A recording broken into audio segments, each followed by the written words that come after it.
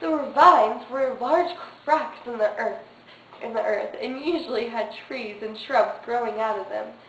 It was like a deep, narrow valley. Oh, I remember when we saw all those different kinds of rocks. Some of them were really pretty and interesting to look at. Oh, the rocks. Oh, come here! It's a cave! Oh my goodness! And it looks to me that it's pretty hollow. Extremely hollow. Oh, look at all of these rocks!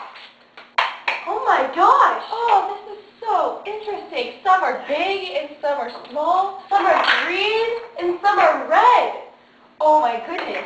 It looks like the Indians painted their hands on this rock. This rock is humongous. Oh my goodness, it's quite heavy too. I love rocks. You want to bring one back to show Mr. Thomas Jefferson? I sure do. Okay, let's bring this one. All right. Oh, that reminds me. Mr. Jefferson, we brought you back a rock. This is a big one, and it looks like that it has Indian hands on it that they painted on this rock. Whoa! That's some treasure we found. Oh, Mr. Jefferson, we came across a landmark called Beaver's Head. Sacagawea recognized it from her childhood. It was a rocky hill that was spread that looked like a beaver's head. Sacagawea informed us that we would find the Shoshone tribe or a river west of it. This made us confident that we would find the Shoshone tribe. Oh, it's true.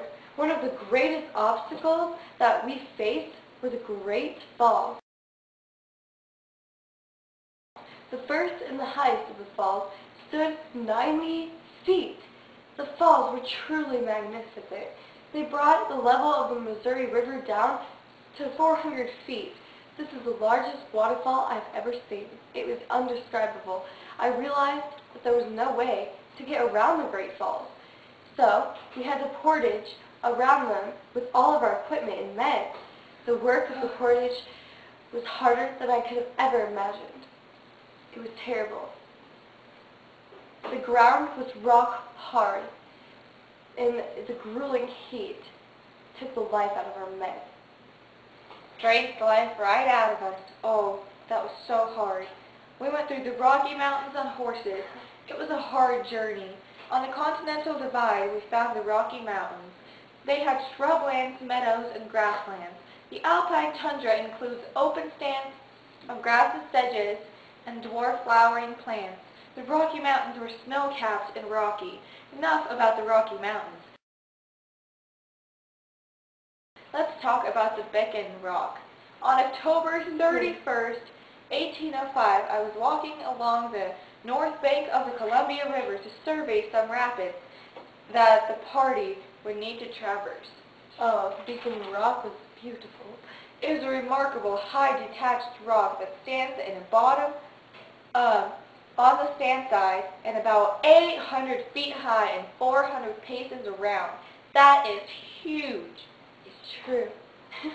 On May 19th, 1805, we noticed a large column of lava rock that stands 100 feet high. We called it the Hat Rock because we wore square hats that were similar to the shape of the rock. Oh, how I wanted to wear that rock on my head. That would have been pretty great, but I think it would crush you, Lewis. Oh, yeah. Go. Those are some interesting landmarks. I'm sure that the view of them was fantastic. Now, tell me about your relations with the Indian tribes. When we approached the women of the Shoshone tribe, they were fearful at first, but then Lewis laid down his gun and painted their faces with vermilion, which was a symbol of peace. They treated us like guests, gave us food and teepee to sleep in. The Shoshone Indians occupied areas both east and west of the Rocky Mountains. They lived in teepees and hunted buffalo. We were the first white people this tribe has ever seen before. Sacagawea noticed her brother, Cameawat. He was a good man, what he said. and convinced him to sell us the horses that we needed desperately to continue the expedition to get to the Pacific Ocean. Yes, and those horses were huge impacts on us. We came across the Mandan Indians as well. They laid at the center of trade along the upper Missouri River. We had a very friendly relationship with them. The Mandan leaders agreed to accept us with peace, and they let us reside nearby for the winter months. They gave us food during the winter, and in exchange for goods and tools, they even gave us a map of the Missouri River. We did unfortunately have issues with the Teton Sioux Indians.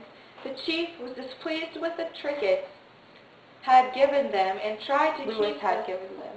Lewis had given I them. have given them. He has given them. I thought they were pretty good trinkets. Well, he was displeased. And then he tried to keep us from returning to our keel boat with both armed our weapons, ready to fire, but then we both backed down. Oh, I was going to shoot them. But we backed down. Oh, true. Both of us did. Another tribe we met were the Hidatsa tribe.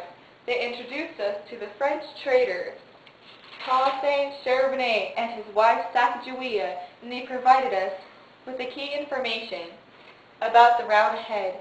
They also gave us food, and in return we gave them weapons. They remained a distance from our expedition. Sacagawea turned out to be incredibly valuable. Her and her husband Charbonnet offered to be a guide for the expedition.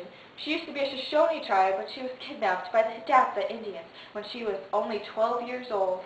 She was pregnant during the expedition and gave birth to a boy named Jean-Baptiste and mothered him during the trip, which is very hard to be a mother. Yes. And especially when you're like in the mountains with these heartful weathers around. She was truly amazing. She helped us with usable foods and medicines. Her presence as an Indian woman helped convince Indians that we were friendly, and she was also a translator. She also cooked, foraged for food, sewed, and mended and cleaned clothes for us. She was the most important native person that we met. Without her, we probably would have never made it. We would have died out there, I think alone. She was the most important girl. She was the most important person. True.